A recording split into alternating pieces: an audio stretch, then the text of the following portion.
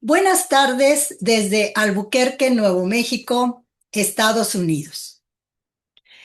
Estamos aquí reunidas un grupo de admiradoras, entusiastas, investigadoras y estudiosas de la obra de Elena Garro. En esta ocasión, queremos celebrar a Elena a través de su poesía, de esa beta garreana que se quedó rezagada durante décadas. Vamos a hablar en esta ocasión de la nueva edición enriquecida, que así la hemos denominado, a mi sustituta en el tiempo. Esta nueva edición empezó a circular bajo el sello de la editorial Gedisa el año pasado, a finales del 2024, y se la denominamos una edición enriquecida porque además de contener el poemario de Elena, también cuenta con una serie de imágenes, de fotografías y de un epistolario inédito. A diferencia de esta edición enriquecida, tenemos desde luego la primera edición de la poesía de Elena Garro, que apareció con el título de Cristales de Tiempo. Esta edición, su primera aparición, se llevó a cabo en el 2016, en el centenario del nacimiento de Elena Garro.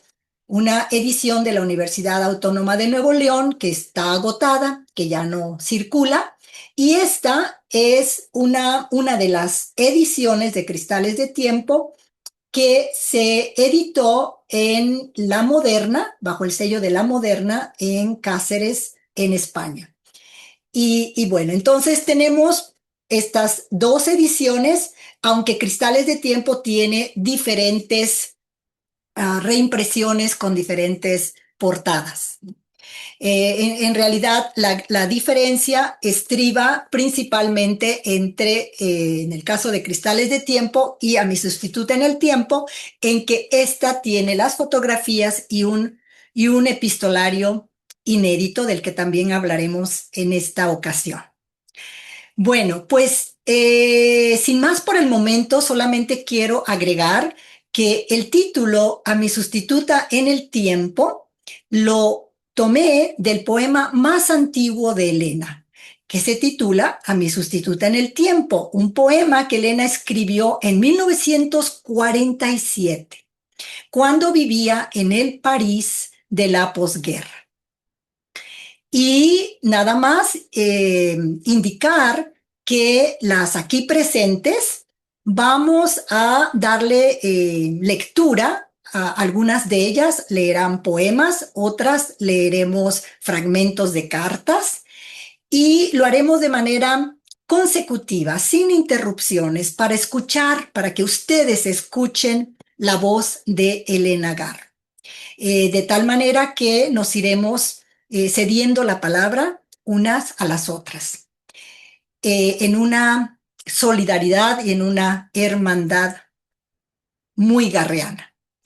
Bueno, pues también quiero por favor recordarles a nuestras participantes que indiquen en dónde se encuentran, ya que todas estamos no solamente en ciudades distintas, sino también en países diferentes, todas unidas por la voz, por el legado de Elena Garro. Bueno, pues sin más, vamos a dar comienzo a este evento que hemos también de alguna manera llamado recital poético. Y para ello voy a ceder en estos momentos la palabra a Pamela García Maldonado. Adelante, Pamela. Hola, muchas gracias. Buenas tardes, Pamela, desde Barcelona, España. Muy contenta de estar con todas ustedes, de estar con toda la gente que nos está mirando para recuperar esta figura tan importante como es la de Elena Garro. Yo tengo aquí mi copia de Mi sustituta en el tiempo. Disfruté mucho la parte epistolar justamente porque me parece que nos da una vista más allá de la escritora, ¿no? Nos permite ver más a la mujer ¿no? A la persona que ama, a cómo se relaciona con la gente que quiere. Y en este contexto me conmovió mucho una carta que le escribe a su padre, porque me relacioné mucho justamente en cómo extraña a su papá, y qué cosa que yo también hago, porque mi papá está en México y lo echo también mucho de menos. Entonces, pensando en ello, preparé un texto y dice así. Leer la poesía de Elena Garro es para mí una visita tortuosa. Muchos de sus versos los encuentro desgarradores. Cuando además consulto el contexto en todo el trabajo de recuperación que ha hecho la doctora Rosa Lopategui, el corazón se me estrecha pensando en cuánto tiempo y de qué manera esta maravillosa literata tuvo que andar huyendo de tanta violencia e infamias.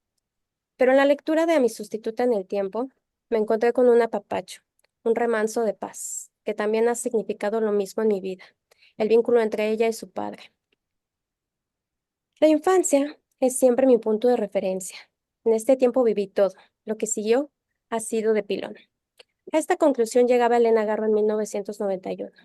Además de la convivencia casi natal que tuvo con la cosmogonía prehispánica, fue también la influencia de su padre la que determinó el mundo para ella.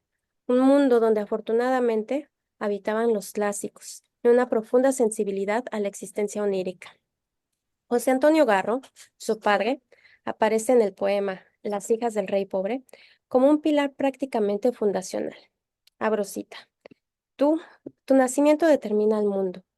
Tú, al principio del tiempo, en el origen de las cosas, recita Elena.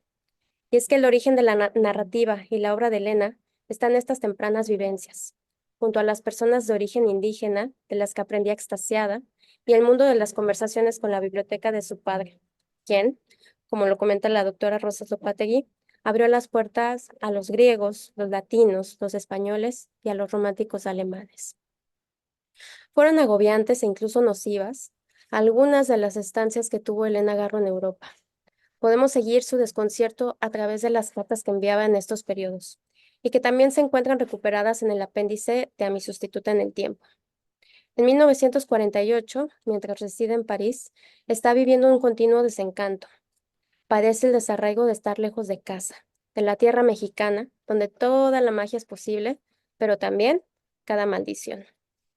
Un país profundamente afectado por la violencia patriarcal y anacronismos que comenzaban apenas a lacerarlo. Pareciera que la nostalgia vuelve su mirada al pasado.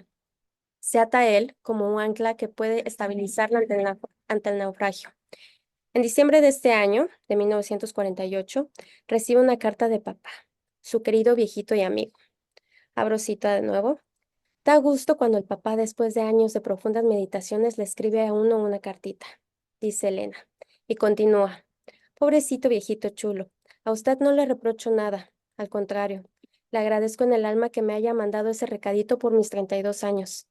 Para no decir más, te contaré que llevo la carta en mi bolsa. Cierro cita. 2 años después, en 1950, Elena nuevamente busca descansar sobre la guía de su padre, sobre el regazo de su confianza, y a tientas le escribe al rey pobre en su poema. A oscuras, padre, a oscuras. Busco tu belleza, busco tus ojos tan cerca de la luz, busco tu voz en el paisaje. Te busco a ti tan antiguo, tan lleno de verdura. Hoy a oscuras, solitaria recojo mis riquezas y te encuentro, a ti que me colmaste de dones. Elena, entre tanto vapuleo de la relación con el marido de quien está separada, entre la vivencia de la maternidad en medio de un duelo migratorio, y entre la absoluta sinrazón de saberse talentosa y aún así vivir bajo el yugo del otro, busca en el refugio de su padre tiempos de sosiego e imaginación. Añora volver a la tierra de fantasía en la que habitaba con él. Le escribe, buscándote de nuevo a oscuras, buscando tus regalos, los montes que creaste para mí, y miro el hada que nos diste en los días de lluvia del jardín, y el carro dibujado en el cielo, cuando todos dormían, para que nos llevara al país de los sueños. La carta que recoge este libro de Elena Garro a su padre termina con un deseo. Pronto nos veremos y si Dios quiere y los planes salen, volveré aquí, contigo. Y también termina con un aforismo de amor incondicional. Lo quiero miles de años, viejito. Asimismo el poema termina. Y ahora, ¿Dónde poner los higos de oro?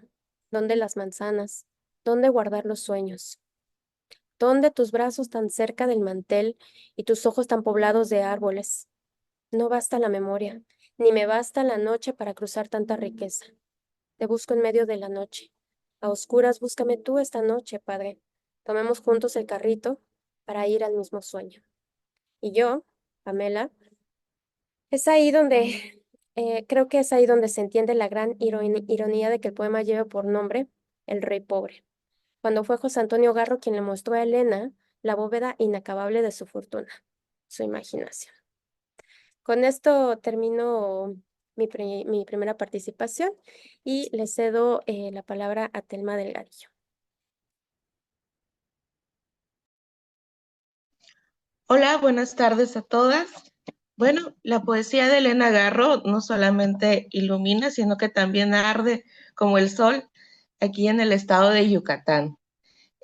Aquí me encuentro y aquí le doy voz a este poema que se llama Mar de Dedos y que lo encuentro en el libro Cristales de Tiempo, en el que ya había hablado brevemente Patti.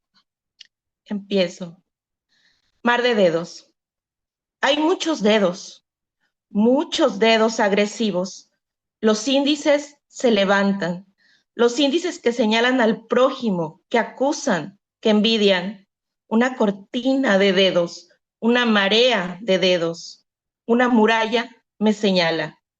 Las lenguas se levantan, se despiertan, se afilan, se liman en los dientes, se envenenan en la saliva del colmillo.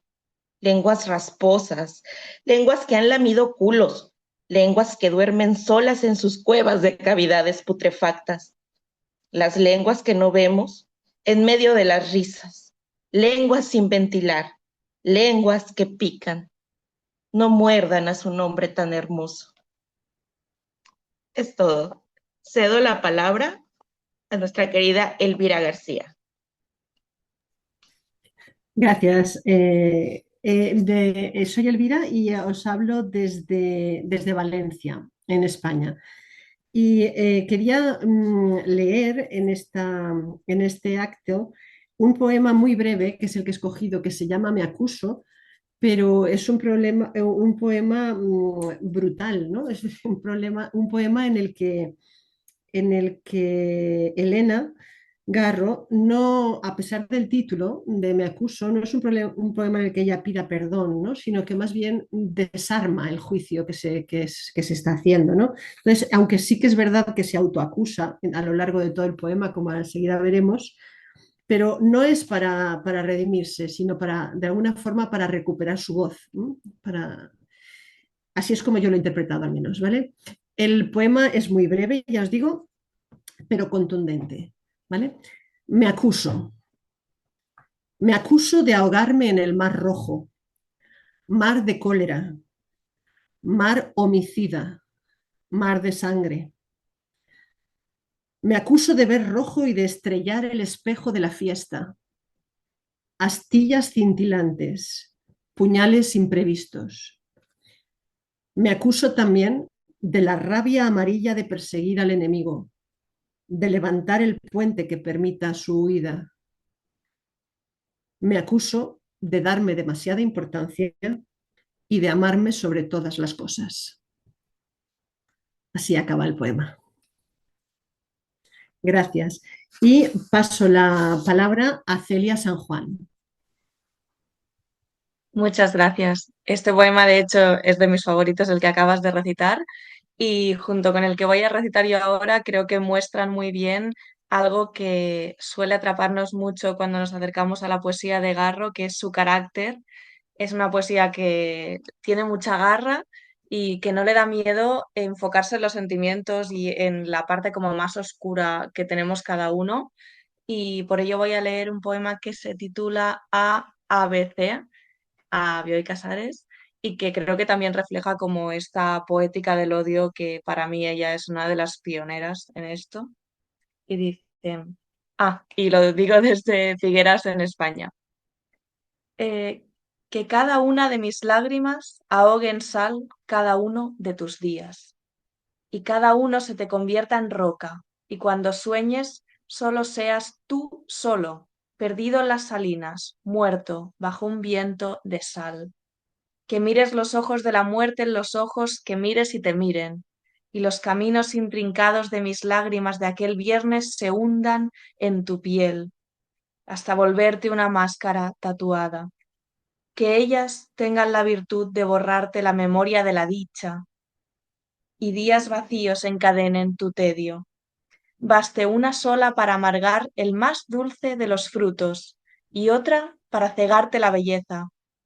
Una, ligera, leve, se te convierta en roca, y todas en río caudaloso en el que nades a contracorriente por todas las edades venideras, persiguiendo un punto luminoso, engañosa estrella fija, como esta inexplicable desdicha de perseguir aquel viernes, aquel balcón de piedra, aquel adiós, aquel árbol flotando solo en el aire nocturno, alejándose más a medida que avanzo en la memoria.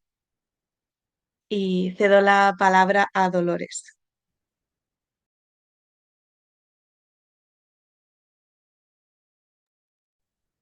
Dolores, tu micrófono está apagado, Dolores.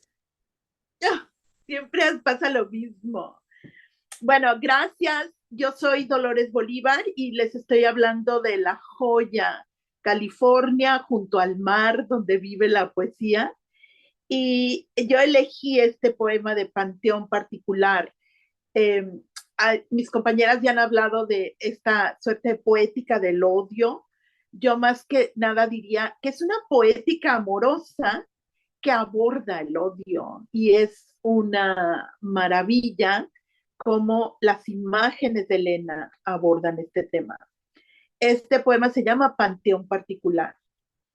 Si muevo una mano, cae polvo, como el viento levanta polvo de una urna funeraria. Voy cargada de urnas y mortajas. Adentro llevo el mundo sepultado, la infancia, los nombres familiares, los nombres amorosos. Por las noches suben hasta mi almohada rostros de polvo y luego bajan silenciosos. Solo me quedas insepulto, tú, escurridizo amigo, tú que conoces la suerte de la muerte. Tu rostro hospitalario me sonríe y huye mientras yo cavo cada vez más hondo. Sabes que estoy acomodando tierra, preparando tu tumba, amigo mío, y nada te salvará del furor homicida. Te escurres, huyes de esta mano armada de una pala. Valor me sobra para sepultar tus manos. La luz enmohecida que alumbra tus muñecas, tus tobillos que te traen y te llevan como las marcas. Echar tierra y disecar el lago de tus ojos, romper con otras piedras las piedras de tus dientes. Hay mucha tierra junto al hoyo, el hoyo reservado para ti, amor mío. Cada año tendrás tu coronita y a veces por las noches quizás subas también hasta mi almohada y me reproches la muerte que te di, amor mío. Después me pasearé bajo los árboles con el mismo aire serio de un monumento funerario, panteón particular, yo misma. Cedo la palabra a Odette Méndez. Hola, muy buenas tardes. Es un gusto estar con ustedes y yo les saludo desde la ciudad de Hermosillo, Sonora, México. Bueno, pues yo escogí el poema El árbol de lágrimas que se encuentra en el libro Cristales de Tiempo, página 234. ¿Por qué escogí ese poema? Porque me adentré a los rincones del alma que tienen diferentes nombres, diferentes aristas, pero todos se parecen. Esas aristas que encuentra como refugio Elena Garro, pues reflejan esa situación de desolación, de desesperanza, de ese anhelo por haber seguido avanzando en la vida y no encontrar una puerta de salida. Me imaginé a mi abuela, a mis antecesoras, a mi bisabuela que estuvo en la Revolución Mexicana y que ella también pasó por esos viacrucis y como mujer me siento identificada. Por eso encontré en este poema una evocación al dolor por la pérdida, a la tristeza y a esa desesperanza y al aislamiento que refleja esa imagen, el árbol que es el imaginario de Elena y cómo lo utiliza con un lenguaje muy sutil y muy claro. Y las lágrimas del árbol, pues son las lágrimas de una persona que está sufriendo un dolor muy profundo. Y bueno, el poema dice así. El árbol de lágrimas que crece dentro de mi cuerpo se ha congelado. Árbol alto, frágil, traslúcido, como un pino nevado en la montaña. El tronco de salitre, sus quebradizas ramas de sal resisten los golpes con entereza. Hay momentos en que una pequeña rama se diluye, quema mis ojos, corre abrazando mis mejillas, se deshace al ver a mi hija sola luchando por el pan nuestro de cada día, o porque la noche de mil caras me aconseja o me muestra los rostros que ya jamás veré. Árbol cristalino, perfumado de mar, lava mis ojos sin consuelo, lava mi desamparada casa y su dintel, para que por ella entre la dicha, palabra olvidada, abandonada en alguna esquina, perdida en algún jardín secreto, al que no encuentro. Sal, salitre, sal de vida, sal de risa, sal de duelo, sal corriendo y llena mis mejillas de reposo. Árbol tintineante de la esperanza, derrite algunas de tus ramas gélidas. Este peso, este gran peso de mar, de sal y agua, me está doblando. Tal vez las lágrimas no broten porque carezco de una silla, de esa silla donde sentarme para que corran. Salid sin duelo, lágrimas corriendo. Salid a lavar el mundo que me rodea. Fuente de mar, fuente de consuelo. Adentro de mi cuerpo desborda los diques. Inunda mi cuarto y dame algún reposo. Forma un pequeño mar en el que bañe mis pecados. La sal purifica, pero el mar sigue. Quieta, marchita, azul, en el mapa de un libro cerrado. Árbol de lágrimas, conviértete en agua, desbórdate, inúndame para que quede yo en el fondo de un lago. París, 1986. Muchísimas gracias. Y cedo la palabra a nuestra querida anfitriona, la doctora Patricia Rosas Lopategui. Adelante. Muchas gracias, Odette. Bueno, pues estamos, estamos realmente con manteles grandes, ¿no? Con manteles largos y llenos de metáforas y de imágenes, escuchando estos poemas de Elena Garro. Pamela y yo hemos escogido fragmentos de cartas, porque son muy reveladoras, como bien mencionó al principio Pamela, son muy reveladoras para entender el universo de Elena Garro, ¿no? Y ese fue uno de mis propósitos al hacer esta edición y denominarla enriquecida, que se me ocurrió investigar a quienes Elena les había escrito cartas y también les había dedicado poemas. Y me encontré con esta correspondencia que aparece por primera vez en A mi sustituta en el tiempo. Yo escogí un fragmento de una carta de Baki Garro, la hermana mayor de Elena. Ustedes van a leer cuando tengan oportunidad de tener en sus manos esta edición, van a entender por qué tuve que recurrir a algunas cartas de Debaki en esta correspondencia. Bueno, en esta carta de Debaki, es de noviembre de 1989 y tomé el inicio, el primer fragmento de esta epístola.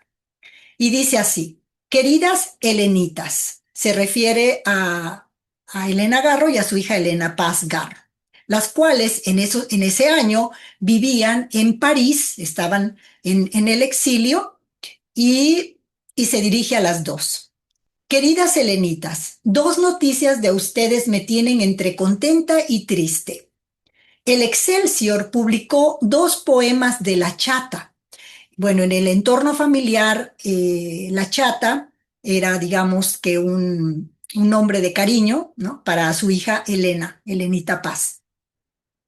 Dos poemas de La Chata, uno a O.P., o sea, Octavio Paz, el otro a mi madre.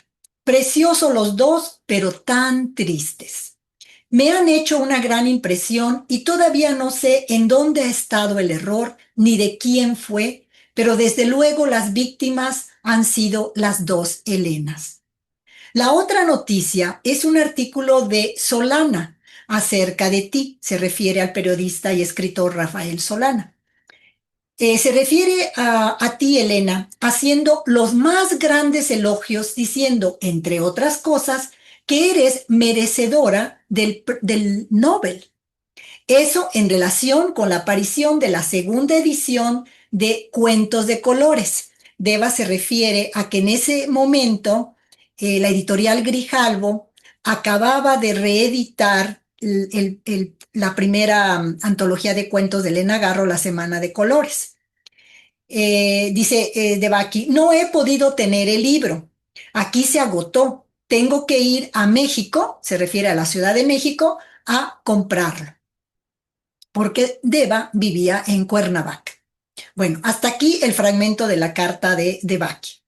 Cuando yo leí esta carta de Deva, me sorprendió enormemente que Rafael Solana, en 1989, cuando Elena Garro seguía encubierta por la leyenda negra, se atreviera a decir que Elena Garro se merecía el Premio Nobel de Literatura. Sobre todo porque tenemos que contextualizar que en esos momentos Octavio Paz dominaba, controlaba la cultura en México y que no se podía mencionar a Elena Garro ni mucho menos indicar que se merecía el Premio Nobel. Eso me llamó mucho la atención. Por otro lado, también me hizo un poco de ruido, como diríamos, que esta carta de Deva sea de noviembre de 1989 a raíz del artículo periodístico que ella había leído en el Universal. El artículo de Rafael Solana no apareció en el Excelsior. En el Excelsior aparecieron los poemas de Elenita Paz. En el Universal, otro periódico de gran importancia en México, fue donde Rafael Solana publicó este artículo periodístico. Y me llamó la atención porque seguramente para finales de 1989 ya se estaba cocinando, o a lo mejor ya se había cocinado, la nominación o la entrega o la idea de que Octavio Paz iba a recibir el Premio Nobel de Literatura al año siguiente, ¿no? Esto es una mera suposición, una mera hipótesis, porque me parece muy interesante que Rafael Solana mencione así como un poco out of the blue, como dicen en Gringolandia, que Elena se merecía el Premio Nobel de Literatura de acuerdo a la lectura de Debaki. Entonces, esto me llevó a investigar ese artículo, porque yo no lo conocía. Así es que me di a la tarea con una de mis colaboradoras a encontrar este artículo. Y lo localizamos en un libro de Claudio Delgado, en donde él compiló todos los artículos periodísticos de Rafael Solana que habían aparecido en el Universal. Ustedes van a encontrar todas las fuentes hemerográficas en A mi sustituta en el tiempo, ¿no? Bueno, entonces ahora voy a darle lectura a unos segmentos de ese artículo periodístico de Rafael Solana. y el artículo se titula Recuerdos de Elena Garro. Hace 50 años, las Garro se refiere a Deva y a Elena.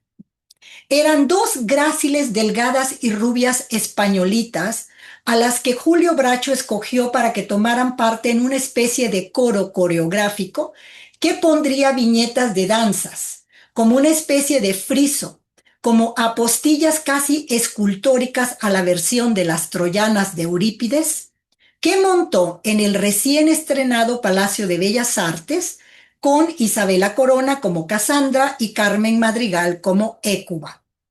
Llenaron su cometido tan bien que pudo pensarse en que tal vez resultaran bailarinas. Esto fue en 1936, ¿no? Cuando ellas participaron en las troyanas de Eurípides. Pero lo que las llamó fue el matrimonio. De Baqui lo contrajo con el pintor que ya entonces comenzaba a ser famoso, Jesús Guerrero Galván. Y Elena, tan simpática, tan linda, con el joven y prometedor poeta Octavio Paz Lozano. Hacían tan bella pareja que el siempre exagerado Carlos Pellicer comentó: el niño que van a tener será el sol. Bueno, lo que tuvieron fue una hija, Laura Elena. Qué pareja tan simpática y alegre hacían Elena y Octavio. Los visité muchas veces en Tacubaya y algunas en París, en la avenida Víctor Hugo por el elegante barrio de La Estrella. ¿Cómo pudo disolverse el encantador matrimonio de dos personas tan inteligentes? Porque ahora es notorio para todo el mundo que ella es también una escritora formidable.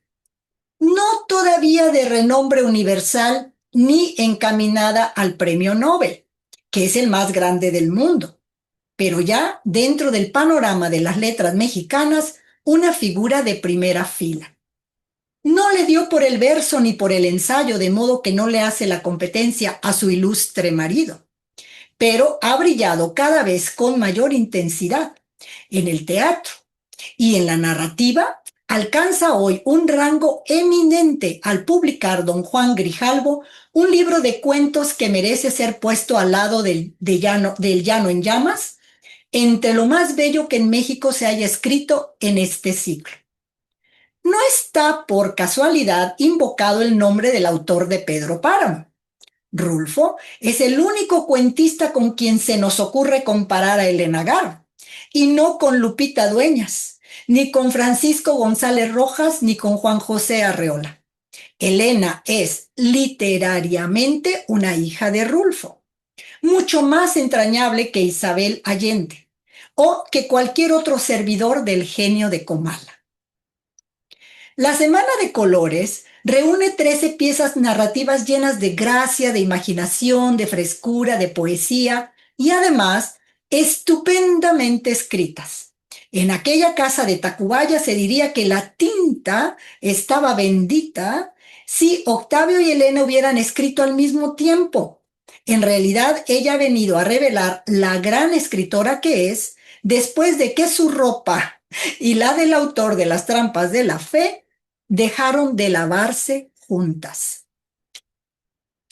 No hay tan grande desproporción como podría parecer al nuevamente mencionarlos juntos, según alguna vez hizo un juez del registro civil. Octavio es inmenso, pero Elena es enorme.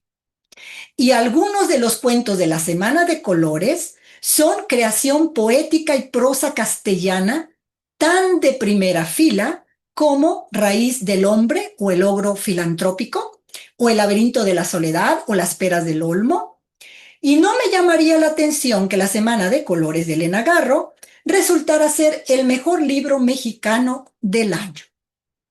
Bueno, de esta manera termina el artículo periodístico, pero yo quisiera hacer unos comentarios antes de pasar a nuestro conversatorio, porque me llamó mucho la atención que Deva haya leído que Elena Garro se merecía el premio Nobel según lo que había dicho Rafael Solana, que no parece ser exactamente eso lo que dijo.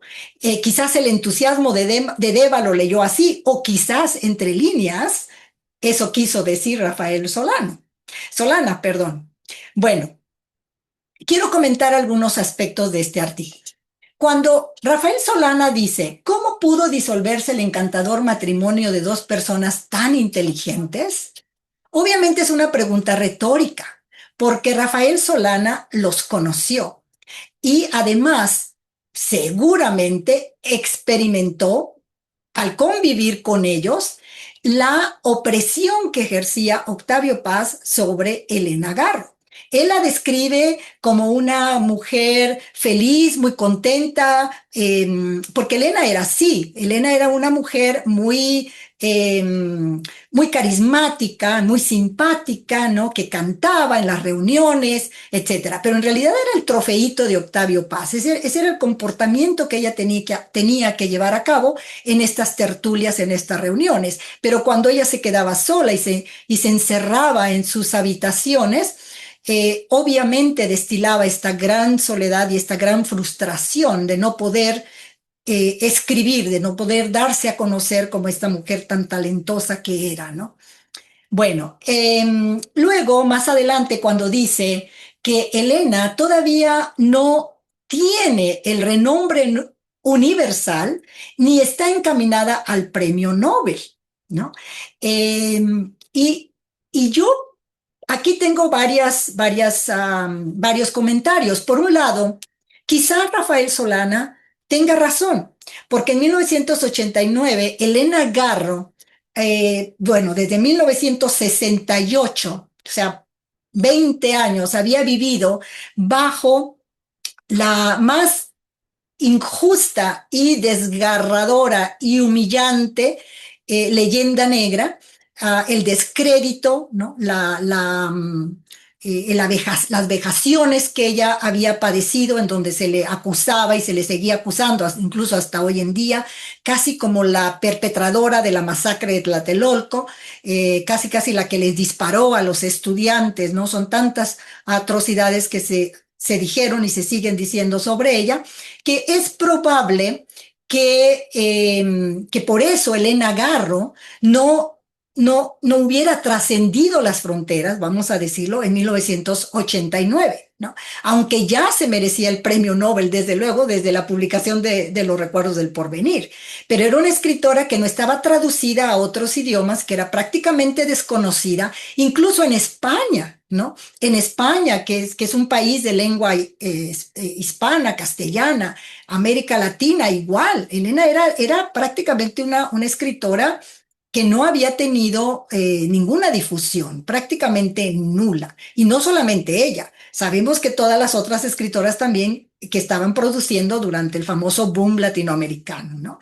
Entonces, quizás Rafael Solana dice que todavía no tiene un renombre universal porque no había trascendido esas fronteras, ¿no? Debido a la leyenda negra y obviamente al patriarcalismo, ¿no? A la sociedad patriarcal.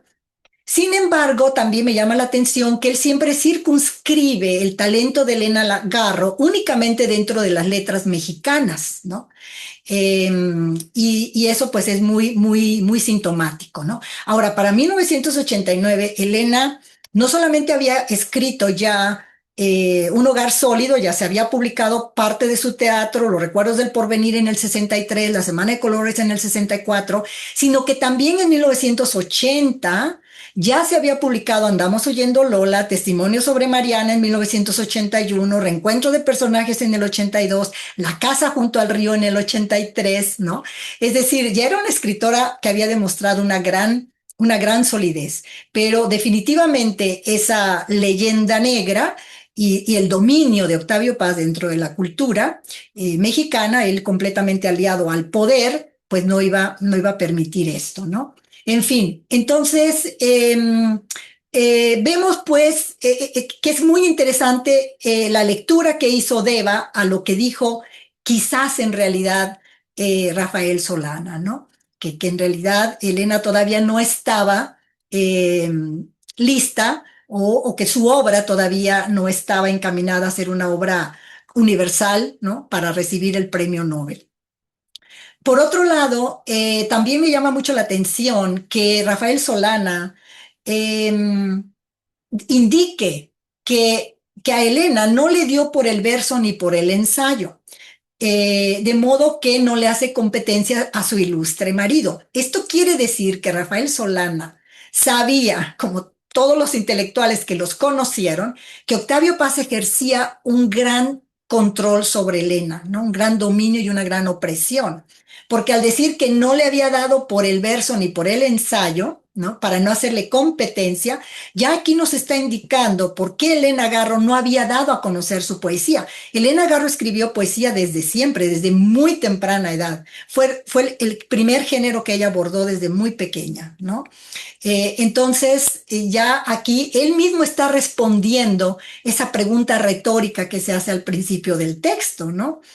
Y luego me parece también muy injusto y muy condescendiente y patriarcal, ¿no?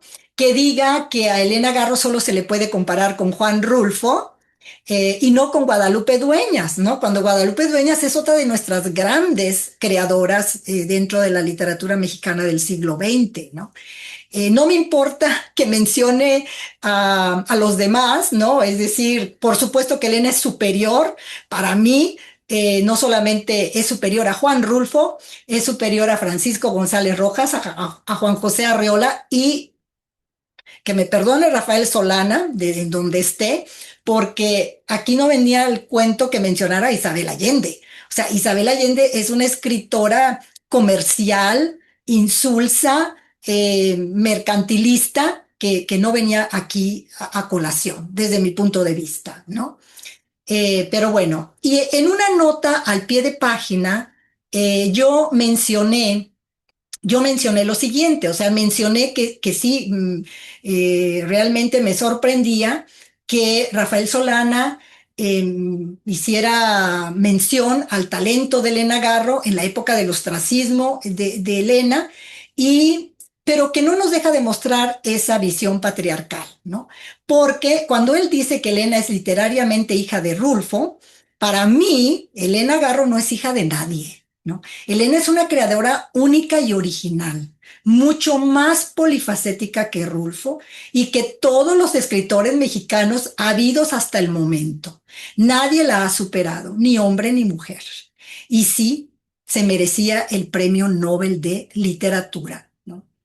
Y para concluir, nada más, nuevamente quiero señalar cómo Rafael Solana conocía muy bien la dinámica de esta pareja, porque él dice que Elena Garro por fin puede darse a conocer como escritora cuando la ropa de ambos deja de lavarse junta, es decir, cuando se separan, ¿no? Cuando Octavio Paz finalmente decide separarse de Elena, porque era el que llevaba la batuta, es cuando Elena, libre, independiente ya, alejada de esa sombra de Paz, puede empezar a publicar y a conocerse primero como dramaturga, ¿no? Y luego ya como narradora.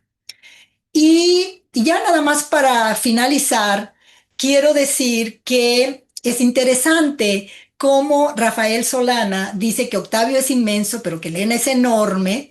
Sin embargo, no deja de comparar a Elena Garro con Octavio Paz. Tenía que hacerlo, tenía que hacerlo. No podía dejar de mencionar las obras de Octavio Paz, ¿no? Porque además menciona 4.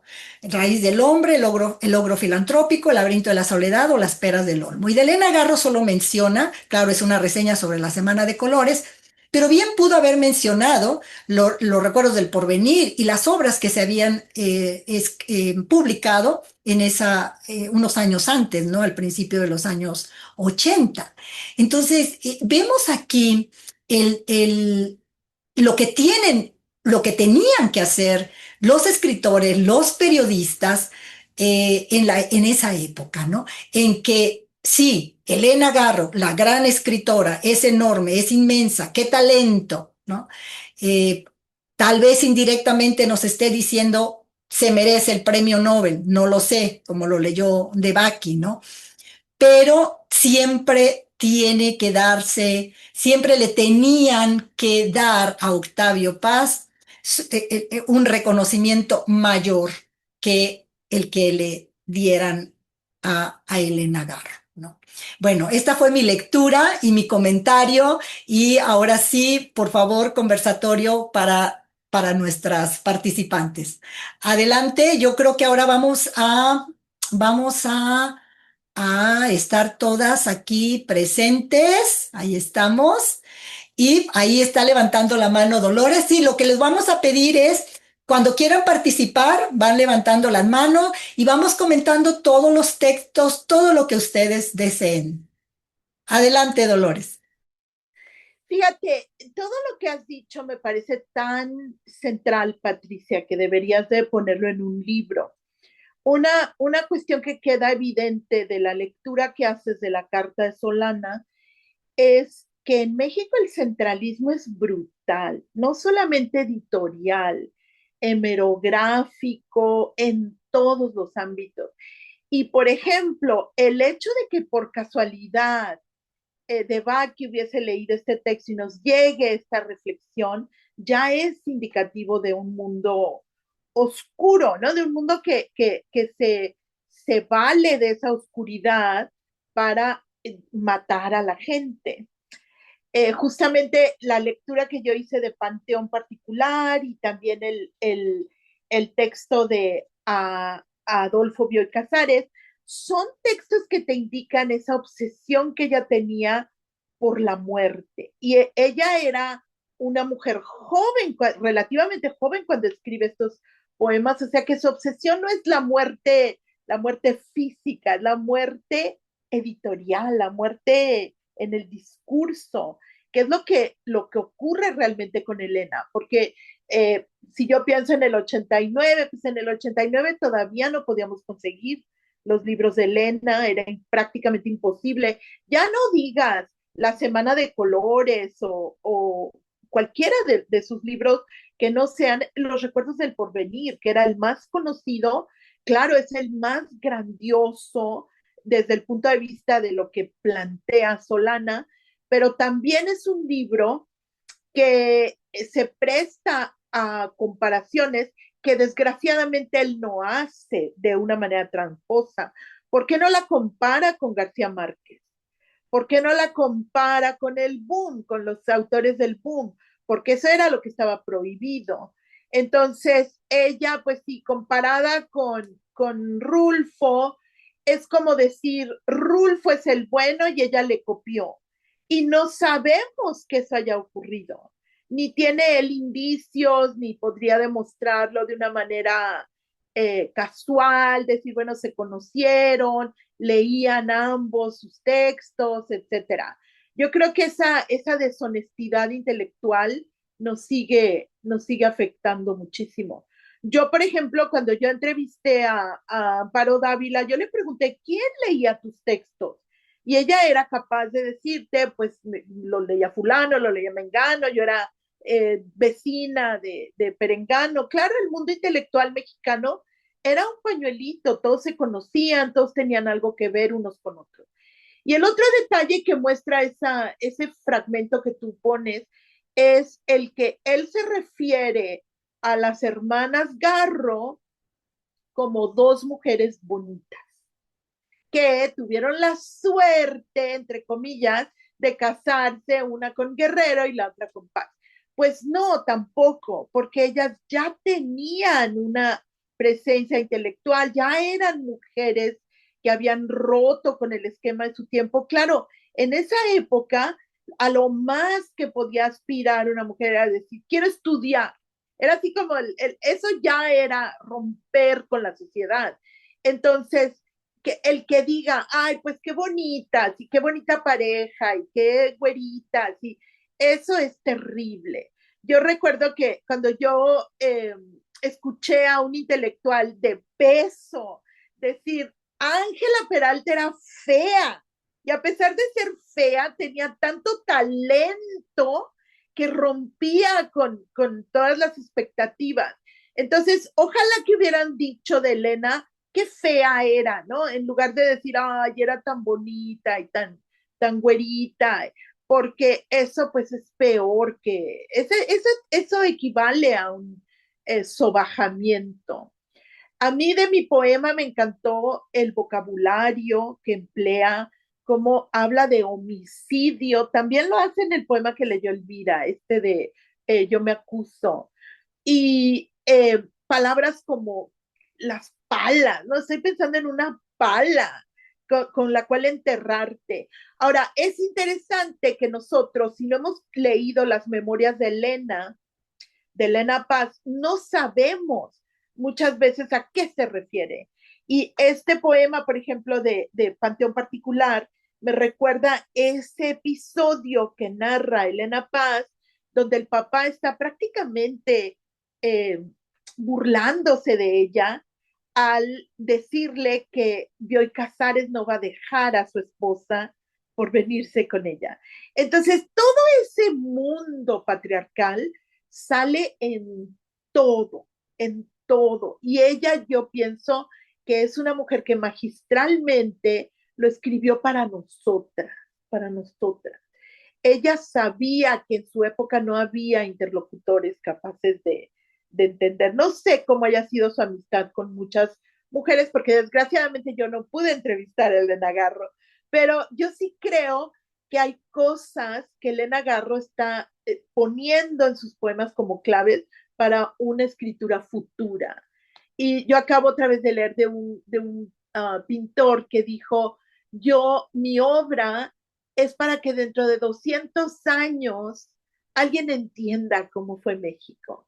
Entonces yo pienso que Elena tenía esa conciencia de la muerte de las mujeres en aquel presente, donde efectivamente estaban muertas.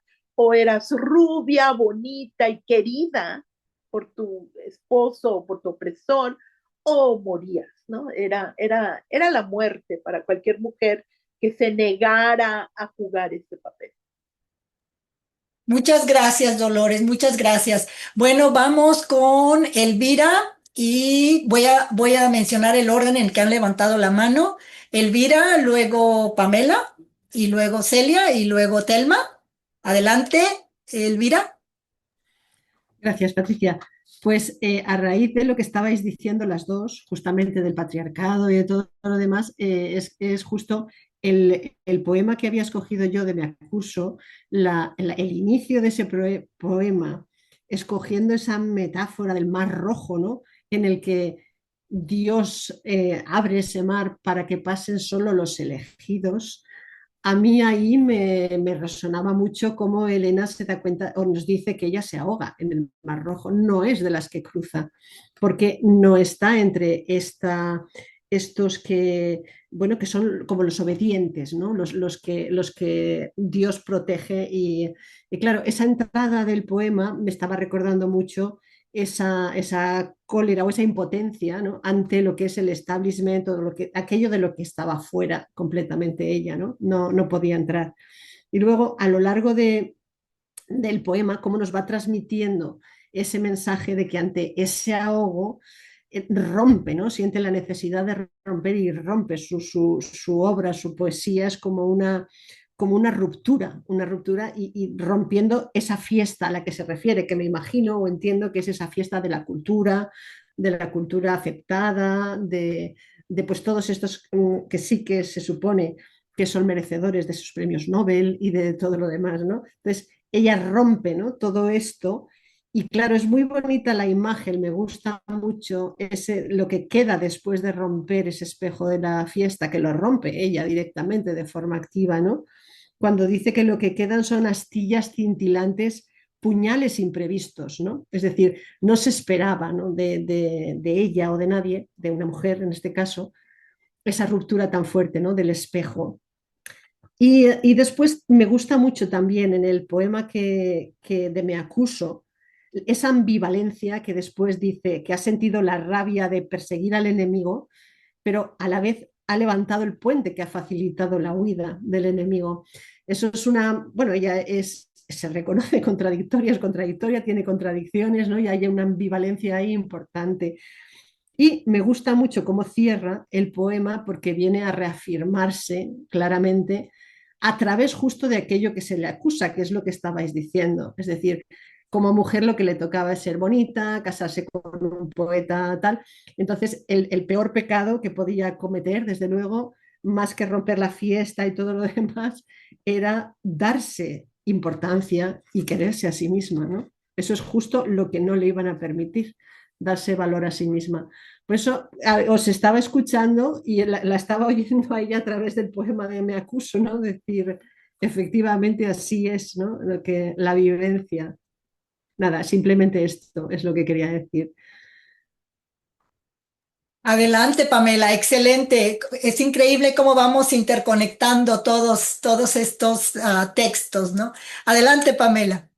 Sí, pues yo solamente quiero sumar cómo este libro, cómo la poesía de Elena Garro tiene un amplio espectro de las emociones humanas.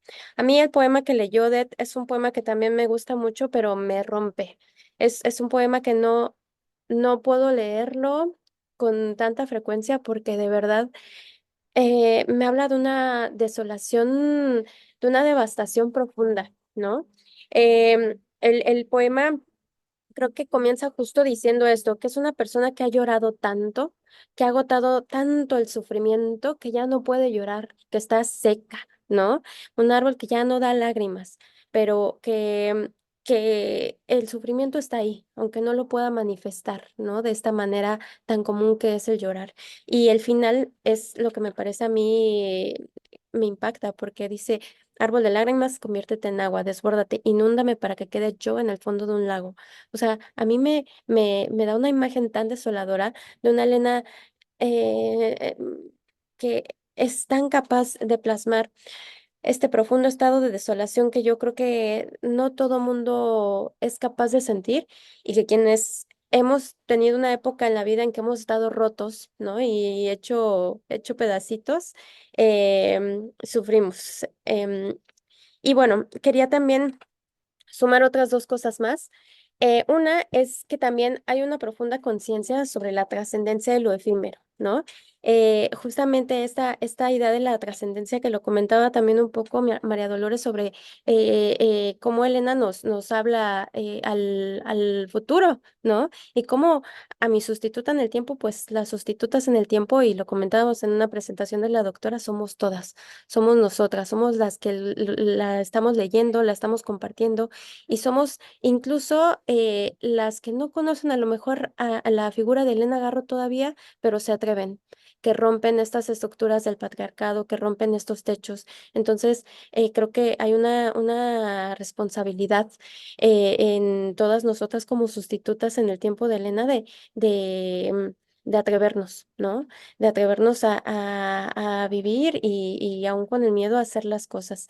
Y finalmente, ahondando un poco en esto que les comentaba sobre el espectro emocional en la poesía de Elena Garro, hay otro poema que a mí me resulta más reconfortante, porque me parece incluso una meditación, un mantra del día a día, que se llama Dos cuerpos y es muy pequeñito y se los quiero compartir, que dice: dos cuerpos bajo tierra, cuerpos sin sangre ya, cuerpos de polvo, fuera del tiempo, del viento, la lluvia, el sol, el mar. Dos cuerpos solitarios, desperdiciados por el tiempo. Tiempo desperdiciado por los cuerpos. Cuerpos que fueron limitados por relojes, por partidas de trenes, por sirenas de barco. Los cuerpos que tuvieron su tiempo y lo gastaron en disputas, en lágrimas, en nada. A mí, leer este poema diario me parecería que te da una perspectiva de lo importante que es disfrutar la vida, hacer lo que la pasión, eh, lo que te apasiona, ¿no? Lo que sientes y no desperdiciar el tiempo, ¿no? Justo vivir esta responsabilidad como sustituta de Elena y seguir construyendo el camino para las sustitutas de todas nosotras en el tiempo. Y ya está. Muchas gracias, Pamela. Excelente, excelente reflexión. Muchas gracias. Y Celia, adelante, Celia. Bueno, a mí me encanta todo lo que habéis dicho y conecto mucho también. Y sobre este tema de la trascendencia, que a mí también es algo que me llama mucho la atención de la poesía de Garro, porque a veces hay como en algunos poetas esta tendencia como a tratar de olvidar como el mundo editorial o dejarlo como algo más de lado y centrarse en la parte romántica, pero yo creo que ella pues sí que tenía mucho esta conciencia y me recuerda a uno de sus poemas que creo que se titula Tu voz, me parece, que hay un verso que tiene que dice algo como tu voz se nos lleva a los sombreros y nos deposita más allá de la historia, algo así. Para mí eso es como un gran reflejo de que para ella el mayor castigo es el ser olvidada, que su arte sea olvidado y que además sea un olvido activo, ¿no? Que no es algo que pasa porque sí, sino que hay como todo un proceso activo que hace que todas estas autoras queden en el fondo de todo y me gustaba también mucho con esto que hablábamos de la poética del odio, que decía Dolores que es una poética amorosa que incluye el odio y en realidad pues yo siento que tenía mucha razón y me recuerda mucho a una autora que me encanta, que es argentina, que es María Negroni, que tiene una frase que dice que el odio es lo que parece un amor herido. Y a mí me parece que hay mucho como de este amor herido en Garro y no solamente pues por relaciones amorosas, sino también en su actitud con la vida y por lo tanto como su escritura es como una forma de plasmar esto y al mismo tiempo hay como un deje de venganza o de buscar justicia más bien, que siento que es como muy reparador, ¿no? Cuando te están negando la voz, el buscar justicia a través de tú, aún así, seguir escribiendo y seguir hablando, y aunque no sea pues en esa generación que se siga leyendo.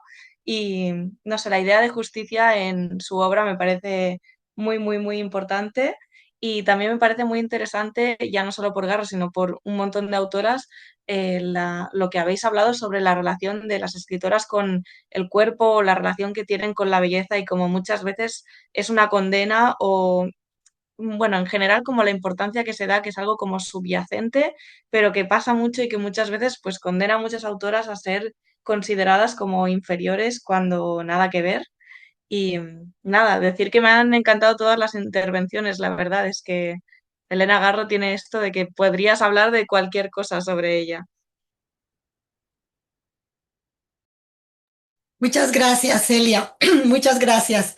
Estupendas reflexiones, comentarios y efectivamente, pues vamos a tener que hacer más programas sobre Elena Garro, definitivamente. Hay tanto que hablar. Adelante, Telma, y luego Odette. Sí. Bueno, pues para no perder el hilo, ¿no? De lo que decía Celia, que hay tanto que hablar de Elena Garro, incluso yo agradezco muchísimo que para hablar de Elena Garro, para analizar los textos de Elena Garro, tienes tú, Patricia, ese don, ese poder divulgativo y esa rigurosidad, ¿no? Para que uno se acerque a este tipo de textos y nos dejes a nosotras las lectoras el placer, ¿no? De leerla, de tenerla cerca y fíjate que todo se va hilando, voy escuchando, incluso hasta un poema, ¿no? El que eligió Celia, el que elige Dolores, el que he elegido yo, cómo todo se concatena, ¿no? Y cómo todo tiene que ver precisamente con esa forma en la que somos vistas. Y a veces yo escucho mucho esta crítica de cuando leemos textos o ahora que acabas de leer artículo de Solana, en que dice que a veces abusamos con un presentismo, ¿no? Que tenemos de entender y contextualizar en qué época se escribió, cómo entendían. Y claro que sí, o sea, comprendemos que el imaginario de Solana no podía entrar, no cabía una mujer que no fuera tutelada o una mujer que no fuera juzgada, ¿no? Con este mar de dedos precisamente del que habla Elena en su poema, que no fuera juzgada ya sea por su aspecto físico, por con quién se había casado, incluso de qué familia venía, ¿no? Sí, sabemos qué es eso, pero dicen por ahí que quien no conoce su historia está condenado a repetirla. Entonces, creo que esta trascendencia de la que ya se ha hablado mucho, en la que Elena nos deja esta voz con ecos para todas las generaciones que venimos. Me encanta porque incluso si una mujer sea de la edad que sea, no conoce ni la historia ni el contexto de Elena Garro, pudiera leer Mar de Dedos y decir, sí, yo también he sido señalada, sí, yo también me han dicho vieja o me han dicho joven o me han dicho demasiado inocente o gorda o flaca. Entonces, creo que ahí Elena, si no necesitamos, a lo mejor, yo eso lo haría como una invitación a nuevas lectoras de Elena Garro, que no necesitarías incluso conocer su historia para ver que cuando abordas, por ejemplo, esto que es su poesía, se convierte, ya no tienes que comprender el texto de un escritor, ¿no? Sino que tienes que leer y encontrarte a ti misma, porque esa primera voz que nos regala Elena a través de sus poemas empiezan a fundirse con uno mismo y empiezas a comprenderte también. Y esto me encanta porque, por ejemplo, ¿no? Escucho que todos los poemas, yo creo que ahí Elena operaba una magia muy, muy singular, porque en todos sus poemas como que hay una, por así decirlo, una clase de sentencia y de repente ella misma se contesta en otro poema con algo más esperanzador, ¿no? Algo que está incluso más allá del odio, del amor, de la herida. Creo que ella sigue conservando en cada cosa que escribe, sigue conservando esa jactancia que tiene, como decía ella, ¿no? De escribir lo que pensaba. Y por ejemplo, aquí hay en Cristales de Tiempo hay otro poema que se llama Reproches a mi lengua, ¿no?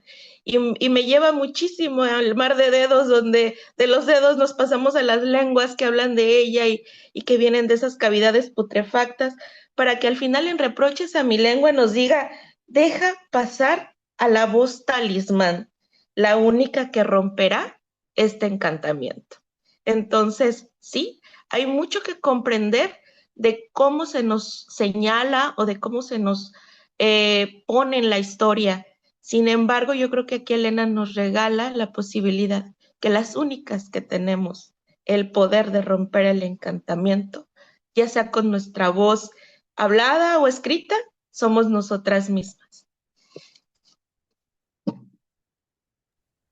Muy bien, excelente, Telma, excelente. Escribiste ya un poema también ahí. Adelante, Odette. Bueno, pues para mí, haber escuchado los poemas de las compañeras y sus análisis me lleva a la conclusión de que el mundo literario no está libre de techos de cristal y de estereotipos que ponen a la mujer en un rincón del olvido, en un rincón donde es menospreciado su valor estético, su valor como escritora, su valor todavía más allá, como esa mujer sensible, humana. Lo que reflejan mucho de sus poemas sí es en verdad un profundo dolor donde se nos rompe el corazón, donde el alma se desgarra, donde es imposible no llorar. Cuando yo estaba leyendo ese poema, me vi al espejo porque así practicaba y sentí ese dolor que ella en su momento ha de haber sentido. Entonces, encontré esta frase que dice, manarán mentiras de mis labios, pero quizás un poco de verdad se halle mezclada entre ellas y corresponde a cada quien buscar esa verdad y decir si algún trozo merece conservarse. Entonces, hoy las mujeres estamos las que no facturamos, las que no tuvimos suerte, las que tuvieron una oportunidad y un salario digno, que son las mujeres que hoy nos estamos levantando aquí y que estamos construyendo en esas raíces de profundo desequilibrio, de profundo desigualdad, porque es lo que se ve hasta la actualidad. Y pues las mujeres siguen teniendo menos presencia, menos premios en el universo literario y pues así está, la invisibilización todavía es persistente porque en las aulas, en las bibliotecas de las escuelas públicas, no se ven libros de mujeres escritoras. Siempre es la misma cantaleta cuando uno se mete a un taller, el taller de la poética de Octavio Paz, el taller de la poética de todos los escritores, poetas malditos. Y siempre nos vamos con en el contexto de que el hombre va por delante y tiene mucho valor todo su acervo literario. Entonces está esa violencia simbólica y que hay que recordar que no solo está la fuerza en su obra, sino que también hay hay muchas formas sutiles del machismo que están en esa escena artística, crítica de la personalidad de quien era Elena Garro, que era una mujer que se distinguía por no someterse a muchos ideales de hombres machistas y entonces ahí viene donde la van arrojando a ese rincón por ser una mujer que no acepta ese tipo de imposiciones. Entonces, nosotros como escritoras tenemos ese compromiso feminista de recuperar esa legitimidad. Hay que buscar en este terreno esa reciprocidad y eliminar la discriminación y el abuso que sigue persistiendo. Está esa lupa patriarcal de cuando una mujer está parada en un escenario y está leyendo sus poemas, de revisarla minuciosamente y de ver en qué parte se equivoca y en qué parte para alguien es valiosa. Cuando Elena Garro tenía un valor excepcional como mujer, y cómo fue restada y humillada es algo que a mí me sigue doliendo y lastimando. Por eso hay que seguir haciendo estos foros para hablar de todas esas injusticias y que busquemos visibilizar los cambios. Eh, es muy difícil volver el tiempo atrás, no se devolverá el tiempo perdido, ni el dolor, ni la rabia, pero nosotras podemos marcar unos pasos distintos, un camino diferente para la mujer. Así lo considero yo. Muchísimas gracias. Muchas gracias, Odette. Muchas gracias a todos ustedes por sus intervenciones. Tenemos todavía unos tal vez 15 minutos. Si desean hacer otro comentario o leer otro poema, adelante. Podemos seguir conversando o podemos darle lectura quizás a otros versos que a ustedes también les hayan impactado tanto. A mí me gustaría escuchar en un momento dado, no tiene que ser en este instante, pero me gustaría escuchar el comentario de Celia y de Elvira como dos académicas, poetas, escritoras españolas, que nos digan cómo está el panorama de la literatura femenina en estos momentos también en España. Sabemos que últimamente se han estado reeditando algunas de las obras de Elena Garro, que nos comenten al respecto, ¿no? No tiene que ser en este instante, pero antes de irnos me gustaría escuchar sus voces, quizás también de Pamela, aunque Pamela es mexicana, pero ahora radica en Barcelona y también desde luego siempre está muy cerca de lo que sucede en el mundo editorial y en el mundo literario, quizás también nos pueda dar pues algún comentario, ¿no? Alguna idea de qué está sucediendo. Bueno, ahora, ¿quién quiere comentar algo? O Dolores, adelante.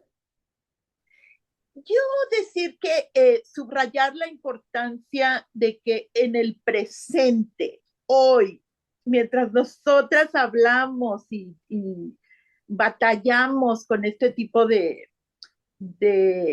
temas, sigue habiendo discriminación y que la discriminación va en todos los sentidos, en todos los medios, de verdad, no hemos avanzado.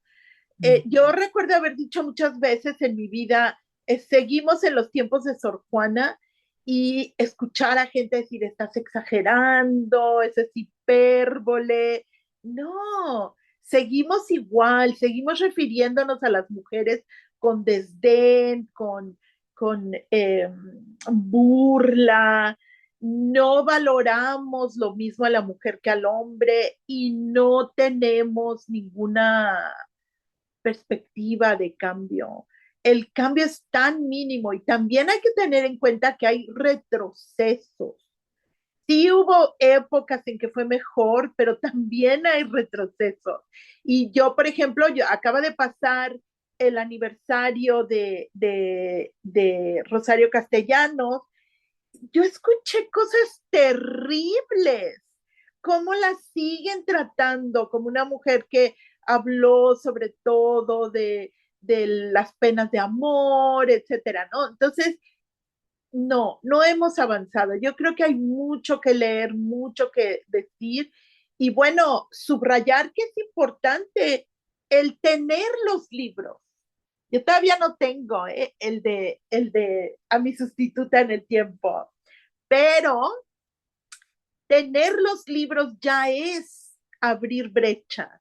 Y el trabajo que ha hecho Patricia de recuperar no solamente la obra de Elena Garro, la obra de Elena Paz, próximamente va a sacar un libro de Debaki. Y las otras autoras que desaparecieron, como Nahui Olin, que todo mundo, hay gente que ni siquiera sabe bien a bien si Nahui es pintora, si es escritora, ni siquiera se atreven a abordarla porque tienen miedo de meter la pata, porque no está en la mente de la gente. Antonieta Rivas Mercado, las dos, Campobello. Entonces, ¿qué es lo que tenemos en nuestra mente que no rompemos con eso? Y imagínense, leer estos poemas para mí, que veo cómo Elena rompió con estos estereotipos en los años 40 y 50 y que todavía seguimos en lo mismo. Ella empezó a luchar antes de que yo naciera y seguimos igual y con retrocesos, que eso es importante.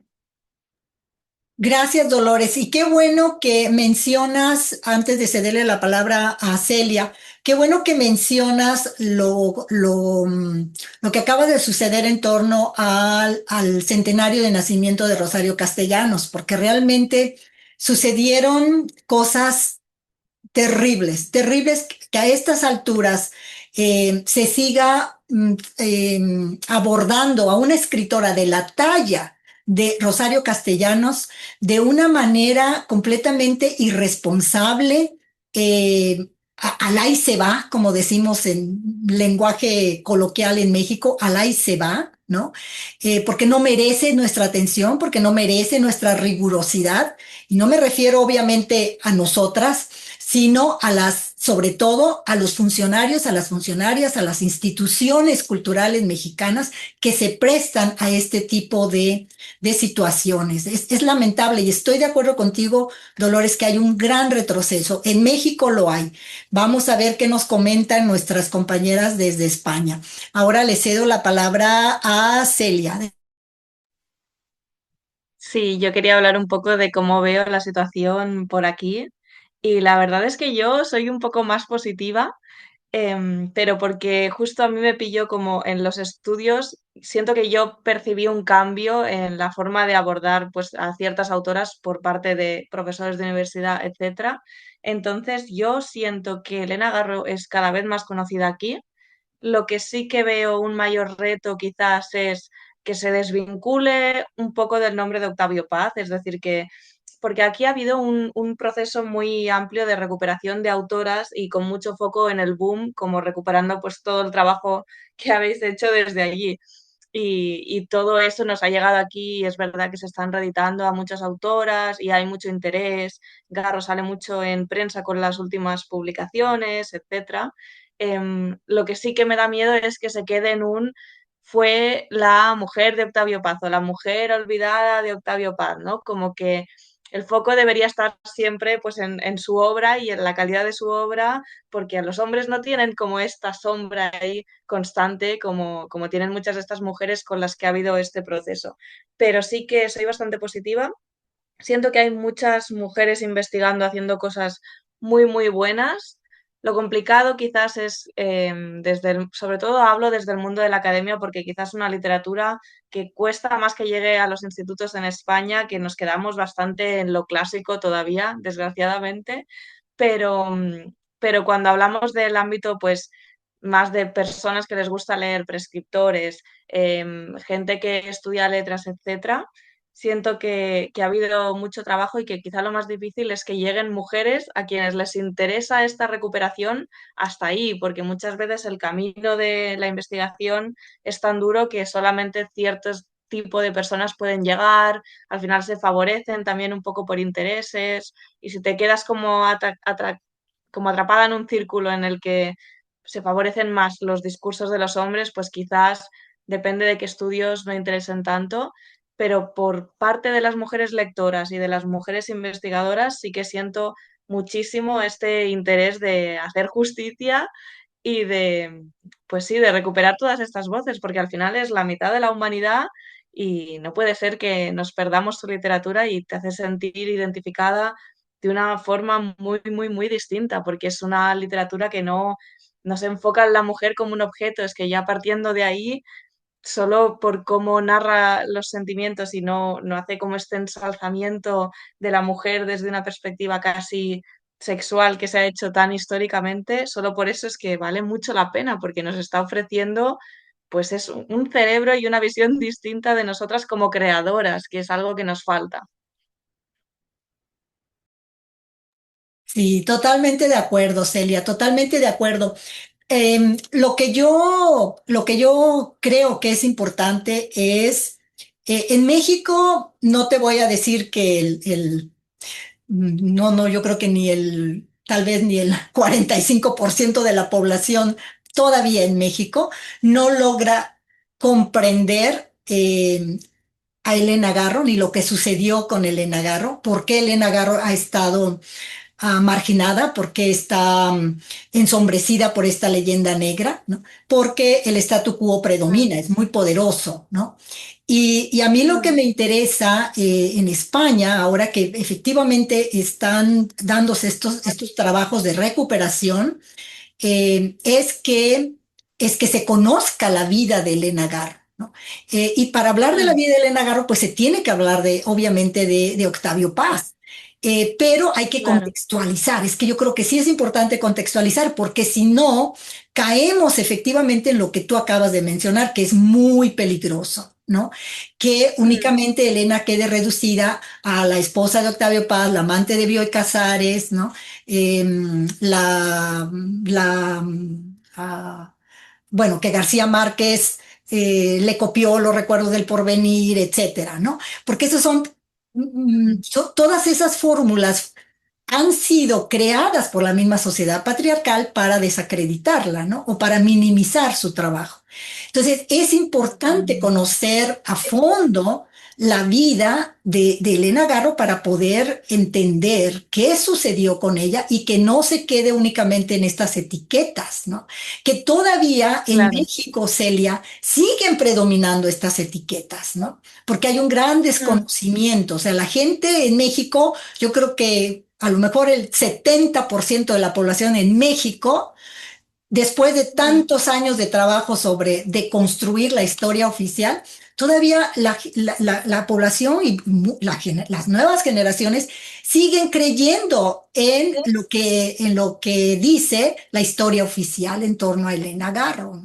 Estoy totalmente de Eso sí acuerdo que contigo en siento que que es como diferente en España, porque claro, aquí no nos ha llegado tanto, al final a mí por estudiarla sí, ¿no? Pero al público general, como lectores generales, no les ha llegado tanto como esta leyenda negra, entonces tenemos esta suerte de poder leerla sin tener que enfrentarnos a prejuicios y directamente pues leyendo su obra, y eso la verdad pues que sí es una suerte, pero que evidentemente también es muy necesario explicar todo el contexto para ver pues precisamente que no es un olvido que ha pasado por arte de magia, sino que ha habido como una serie de pues instigadores o personas públicas que han ido escondiendo la posta, digamos, como con el pico y la pala enterrando su figura, y que no ha sucedido de la noche a la mañana, sino que ha habido un esfuerzo activo de ciertas personas también para esto.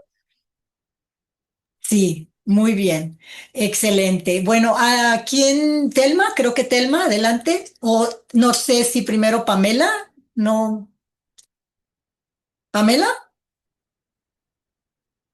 No, creo que Telma levantó primero la mano. Sí, Perdón, creo que Telma, adelante, Telma. no le pasa nada. No, pues solamente quería aportar el hecho de que sí, para México va a ser yo creo que un reto enorme. Yo creo que ni siquiera está vislumbrado como un reto el desvincular el nombre de Elena Garro del de Octavio Paz. porque incluso Octavio Paz es un símbolo mexicano de esos no escritos, como el fútbol, como el mariachi, como el tequila, ya introyectados, ¿no? En la memoria, incluso yo creo que hasta genética de los mexicanos, ¿no? Seguramente algún mexicano ni siquiera ha leído Las trampas de la fe, pero bueno, ya sabe quién es Octavio Paz y que Octavio Paz se defiende. Entonces, yo también quería compartir contigo esta esperanza de que sí hay gente trabajando, de que, por ejemplo, en las instituciones, en las universidades, efectivamente tenemos proyectos muy bonitos como Invictas, ¿no? Que ha sido un trabajo muy riguroso, como el trabajo de Patti de Insurrectas también, con mucha academia, o sea, sí, trabajos muy cuidados, yo diría curados casi, ¿no? Porque son unas obras.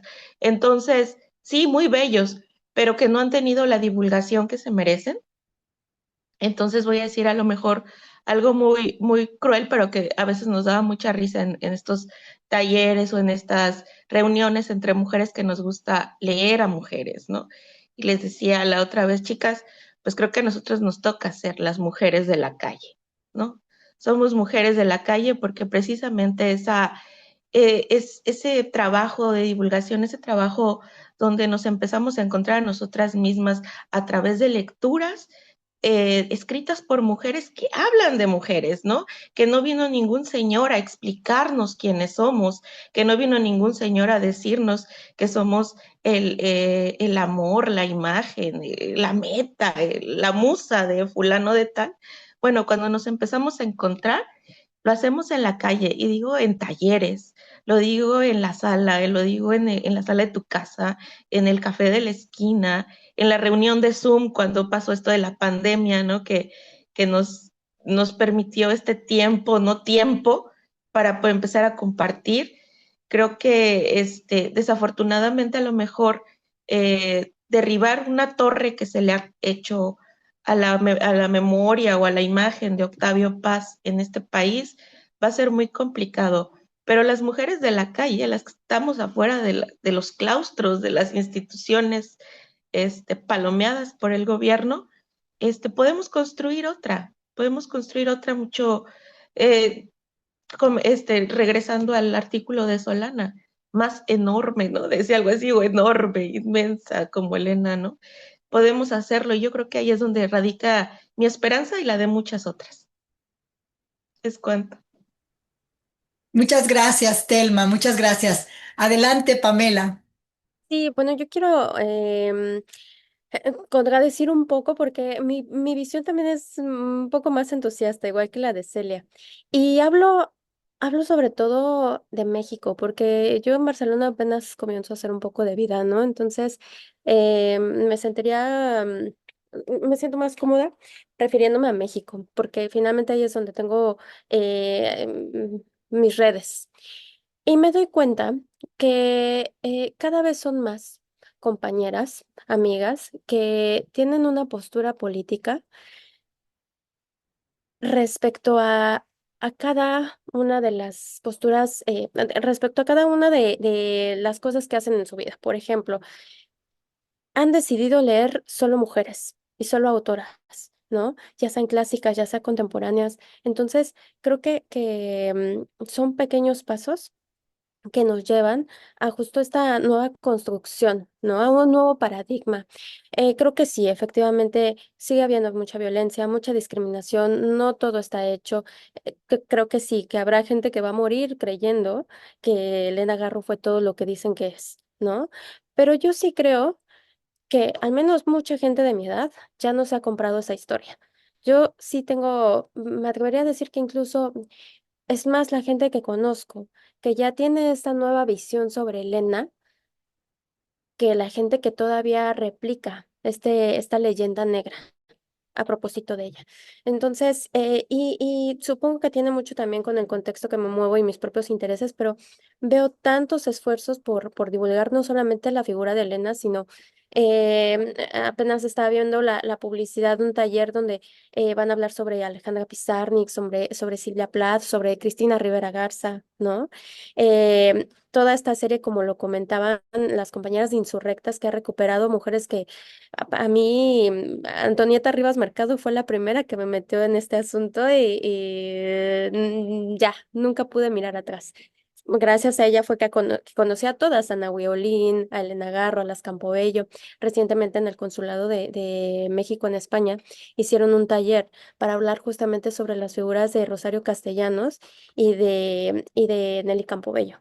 Entonces, a lo mejor estoy muy viciada por mi contexto, pero mi postura también es mucho más entusiasta. Sí creo que la labor y el esfuerzo de todas las que han recuperado estas figuras, de todas las que han lavado esta pintura que trataron de poner sobre Elena, que han barrido este veneno que esparcieron sobre sus huesos, yo sí creo que ha tenido resultados. Y yo creo que yo soy una prueba fehaciente de ello y muchas que vienen detrás en el camino también. Y nada más quisiera sugerir que para terminar el conservatorio, yo creo que sería bueno que la doctora Rosas Lopatigui lea a mi sustituta en el tiempo, que es el poema que le da título al libro y que creo que ninguna de nosotras leímos y que es una joya. Entonces ahí dejo la sugerencia. Ok, bueno, muchísimas gracias, Pamela. Pues me alegro mucho de que tanto Pamela como Celia y creo que Telma también tengan una visión mucho más positiva, ¿no? Me alegro mucho, de veras, de corazón. Y de hecho, estoy de acuerdo también en gran parte con ustedes, porque existen ahora también librerías únicamente que venden libros de mujeres, ¿no? Escritos por mujeres. Y esto, pues sé que hay una de ellas en Barcelona, quizás haya más, quizás en Madrid. En la Ciudad de México sabemos que está Utópicas, ¿no? En fin. Bueno, Elvira, ¿tú querías comentar algo? ¿No? No, no, ¿Odette? estoy de acuerdo totalmente con lo que decían Celia y Pamela. Soy optimista también, ¿eh? Queda mucho, mucho, mucho por hacer, pero soy optimista. Veo que se Eh, están haciendo muchas cosas. Claro, sí, definitivamente. Yo tengo una alumna que es también mi colaboradora, que ella, por ejemplo, cada vez que habla de Elena Garro, ya no menciona nunca jamás a Octavio Paz. Y cada vez que habla de cualquier otra escritora, no menciona para nada a ningún hombre, deliberadamente, ¿no? Entonces, bueno, sí, definitivamente estas nuevas generaciones vienen muy aguerridas, lo cual Sí, sí, me alegra mucho. son actitudes. A mí ahora que comentas esto, me pasó también lo mismo preparando un tema para clase que era sobre Simone de Beauvoir y conseguí no mencionar a Sartre.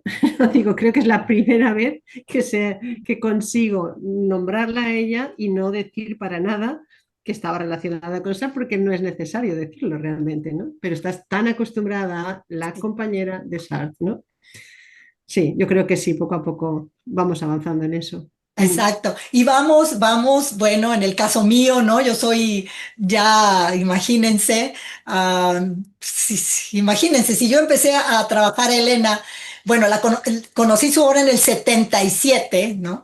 Y luego empecé a trabajar sobre ella en el 80, pues ya cuántos años. Por supuesto que tengo una formación muy distinta a la de estas nuevas, novísimas generaciones. Pero claro, desde luego yo siempre aprendo de todas ustedes y me enriquecen enormemente. Bueno, pues sí, podemos leer a mi sustituta en el tiempo, por supuesto, pero quizás, ¿qué tal si lo leemos entre todas, chicas? Vamos leyendo tal vez 2 versos cada quien. ¿Qué opinan? ¿Sí? A mí me encanta la idea, la verdad. Me parece Leámoslo. muy ajustado. Sí, sí. Perfecto, gracias Pamela, excelente sugerencia. Pues quienes tengan a mi sustituta, está en la página 105 y quienes tengan cristales, ¿ya lo encontraron? Ya. Ya, ok, perfecto. Bueno, adelante Odette. Patti, perdón, quería solamente decir esta frase de Simone de Beauvoir que dice, el opresor no sería tan fuerte si no tuviese cómplices entre los propios oprimidos. Entonces, al hacer este análisis, nos damos cuenta que sigue habiendo acoso, relaciones de poder, estrategias patriarcales y que las mujeres estamos siempre perdiendo al estar sujetas a ese control de criterios que jamás han sido enunciados con claridad. Y el nombre de Octavio Paz es como ese apéndice de Elena que ya necesitamos sacar, o sea, que necesitamos quitarlo y hacer esas redes de fuerza y resistencia para que las niñas y las jóvenes se resistan al lavado de cerebro, que ellas formen sus propios criterios, que no necesiten la validez de, pues, de todo ese sistema que prevalece en México y que nos sigue restando como mujeres, y yo lo he vivido en muchas experiencias como gestora cultural, y por eso ya te van encasillando en otros rincones totalmente desmerecedores, donde nadie va a hacer ni tu labor ni tu trabajo. ¿Por qué? Porque las mujeres necesitamos no estar lamiéndonos nuestras heridas, necesitamos hacer unión, fuerza, resistencia, para estar unidas y que no nos vean como ahí están esas pobres que entre unas y otras hablan, pero no se concreta nada. Y aquí estamos concretando ideas y proponiendo cosas diferentes para que tengamos otro piso donde caminar. Eso sería todo. Muy bien dicho, excelente, Odette. ¿Alguien quiere comentar algo más antes de leer el poema? Nope. ¿No? Bueno, ah, do- yo solamente quiero comentar que estoy de acuerdo con ustedes.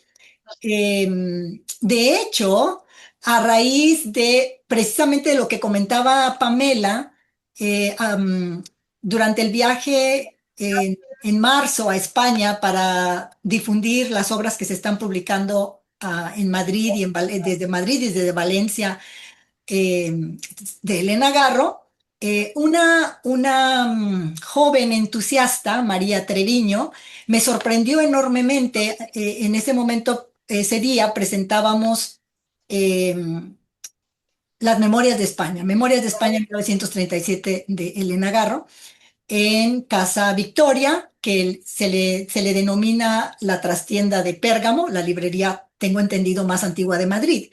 Y cuando llegué y nos saludamos, etcétera, María Treviño me dijo que yo era la sustituta de Elena Garro en este tiempo, ¿no? Por el trabajo que había hecho de rescate. Y eso me sorprendió mucho porque yo nunca lo había visto así, ¿no? Nunca había percibido así el poema.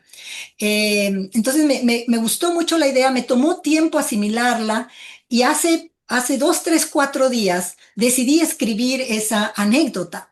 Y efectivamente es esto, creo que ya lo mencionó Pamela, ¿no? La idea de que todas las que leamos a Elena Garro y entendamos su mundo, nos compenetremos con su manera de entender el mundo, pues somos sustitutas de Elena en este tiempo y en los tiempos por venir, ¿no?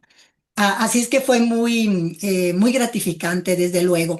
Pero también quiero mencionar que, por otro lado, a mí me preocupa, yo creo que como a todas ustedes, que la cita que acaba de mencionar Odette de Simone de Beauvoir, ¿no? Y Simone de Beauvoir también, si mal no recuerdo, ella aseveró que o sea, nosotras mismas somos enemigas de nosotras mismas, ¿no? Cuando en mis primeros años de investigación sobre Elena Garro, todos los que me desprestigiaban, me desacreditaban como académica, como biógrafa de Elena Garro, eran hombres, todos eran varones. De una fecha, de unos tiempos para acá, son mujeres también. Entonces yo digo, bueno, el grupo de Octavio Paz debe estar muy feliz, muy contento, porque ya no tienen que hacer esa tarea, ¿no? Ya la hacen ahora las mujeres que están aliadas con el poder, que para escalar o para ser publicadas se prestan al juego del poder patriarcal, ¿no? Y eso también tenemos que mencionarlo, porque a mí, por ejemplo, me entristece enormemente que un libro como el de Jasmina Barrera sea el que se esté difundiendo como conocedora de la vida de Elena Garro, cuando en realidad es un libelo, es un libro que se dedica a desprestigiar a Elena Garro y a servir al statu quo, ¿no? A través de una editorial tan poderosa, de un grupo editorial tan enorme como es Random House, que está al servicio del statu quo, que está al servicio del poder. Entonces, no perdamos de vista eso, ¿no? Creo que tenemos que tener en cuenta todas estas vertientes que se dan en nuestras sociedades, ¿no? Y una última cosa antes de leer el poema. Hay situaciones tan terriblemente dolorosas que se siguen repitiendo en México. Quizás ustedes estén enteradas de que hay una escultura dedicada a Elena Garro en Puebla. En el centro de la ciudad de Puebla hay un corredor en donde pusieron varias esculturas y entre ellas una de Elena Garro, en donde ella está sentada con un libro que simbólicamente es Los recuerdos del porvenir. Bueno, pues ya ha habido una serie de vandalismo en contra de esa escultura, en contra específicamente de la de Elena Garro. Hace 3, 4 años le escribieron aquí puta, la palabra puta con color rojo, ¿no? Bueno, después, más recientemente, hubo otro vandalismo. Le cortaron la mano, le arrancaron el libro. ¿Qué han hecho las instituciones al respecto? Absolutamente nada. Entonces, nada más las dejo y los dejo a quienes nos escuchen, a quienes nos vean en este programa, con esas reflexiones, ¿no?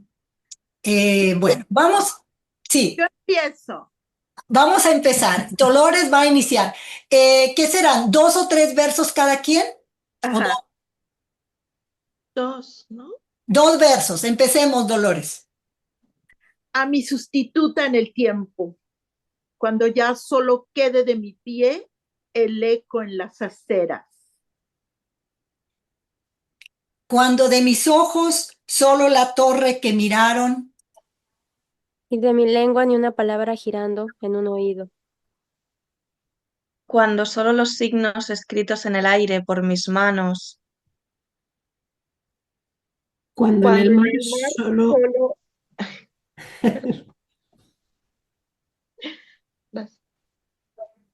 cuando en el mar solo el perdido golpe de las olas. Y de esta lágrima no quede rastro en la memoria.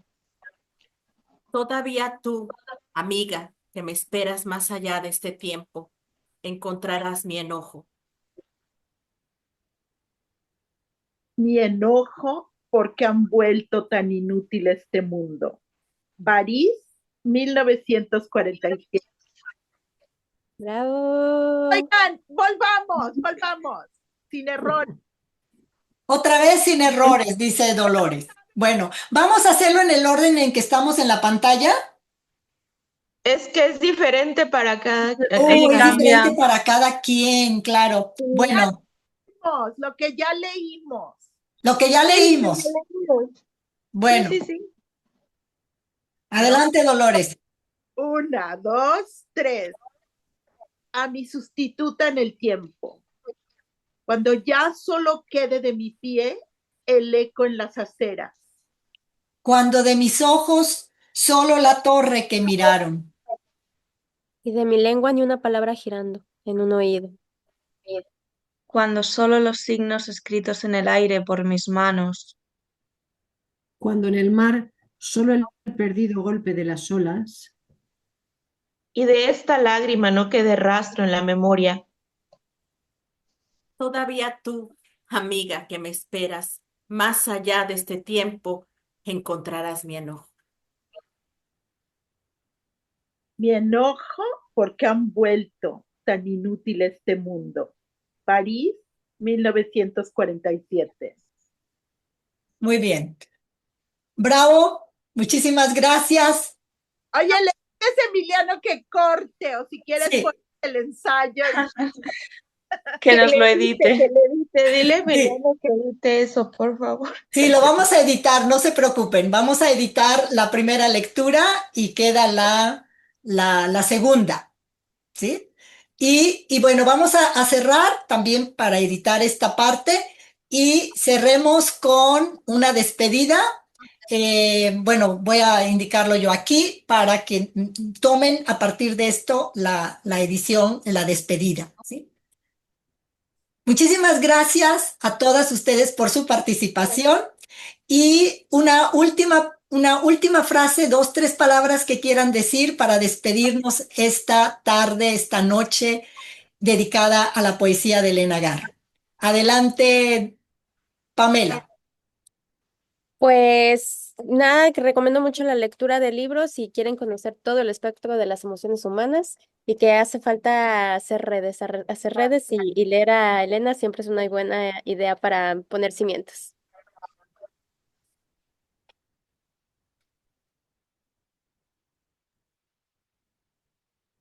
Celia. Bueno, yo quería hablar así un poco como poeta y decir que es un orgullo poder contar con referentes como Elena Garro para las que escribimos, con mujeres que se atrevieron a seguir escribiendo a pesar de tenerlo todo en contra, que utilizaban la escritura como una forma de buscar justicia y además de esa belleza que ella busca, y que ojalá se siga leyendo, que en España se lea pues cada vez más y no solo a ella, sino a todas estas autoras que han sido invisibilizadas. Dolores. Bueno, yo decir que yo sí soy pesimista, pero tengo algo de optimismo y está en la lectura, que la gente lea. Yo generalmente cuando empiezo a oír cosas que me empiezan a incomodar, que empiezo a darme cuenta que estamos en la misma, que en los tiempos de Sor Juana, me percato que la mayoría de mujeres no leen. Y si leyeran, sería otra historia. Entonces yo pienso que leer es algo que no tiene sustituto y la gente no lo entiende. La gente piensa que puede hablar por lo que le dicen otros o por tomar una clase o por ir a un taller, pero lo más importante es leer tú mismo lo que esas mujeres te están diciendo a ti, como ahorita este lindo poema de A mi sustituta en el tiempo. Elvira. Pues yo me he encontrado muy a gusto esta noche aquí con, bueno, noche para mí, con todas vosotras, porque pienso que además de la lectura, como dices, es importantísima, también la lectura compartida lo es. Y los comentarios compartidos te suscitan ganas de leer y te hacen ver cosas que no habías visto. Y bueno, pues eso pienso que es una tarea muy importante para divulgar justamente pues eso y ojalá Elena Garro se conozca cada vez más en España y en todas partes porque lo merece con creces, vaya. Sí. Excelente. Telma. Bueno, primero que todo, agradecer la invitación, Patti, lo he disfrutado muchísimo, la lectura en conjunto, la lectura que hice yo también. Y pues parafraseando a Elena, ¿no? Decirles que sí, solo somos memoria y vamos a nutrirla con poesía, vamos a nutrirla con encuentros, a nutrirla tejiendo redes también. Hasta, no sé, se me antoja una suerte de manto con el que nos podamos cubrir en aquellos momentos en los que nos sintamos o solas o felices, porque un manto siempre va a ser algo agradable. Entonces, esa sería mi agradecimiento y mi invitación a quienes nos vean y obviamente el agradecimiento a ustedes. Que tengan un lindo, lindo día. Odette. Bueno, pues yo estoy muy agradecida de poder haber compartido esta reunión tan constructiva, tan llena de muchas esperanzas, porque así yo lo veo. Yo sí lo veo con esperanza, porque aquí estamos un grupo de mujeres aguerridas que no se dejan. ¿Y cómo se puede situar una mujer genia en el tiempo? Leyendo, amigas, leyendo. Yo invito a todas las mujeres a que no se cierren, a que sigan construyéndose intelectualmente y que no se dejen vencer ni se dejen entrampar por lo que pueda decirles alguna persona que les reste su poder y que les reste su brillo. Entonces, hay que seguir leyendo a Elena Garro a través de todos los libros que nos invitan a abrir los ojos del alma a no tener vendas. ¿Y qué más que con Patricia Rosas Lopategui, una gran escritora, investigadora, que me ha mostrado hoy que es una mujer grandiosa, tiene una humildad que la hace grande, y eso es lo que todas las mujeres a través de ella nos inspira, una gran escritora y una gran investigadora. Muchísimas gracias a ti y a todas las compañeras, son extraordinarias. Las felicito y me siento muy honrada de haber compartido con ustedes. Muchísimas gracias a todas ustedes, Odette, a todas, Dolores, Elvira, Pamela, Celia, Telma. Las abrazo, nos abrazamos porque estamos aquí al pie del cañón sin dar marcha atrás y definitivamente llenas de optimismo. Por supuesto que sí. Sin optimismo, sin esperanza, no podríamos hacer lo que estamos haciendo. Pues muchísimas gracias y hasta pronto. Hasta la próxima.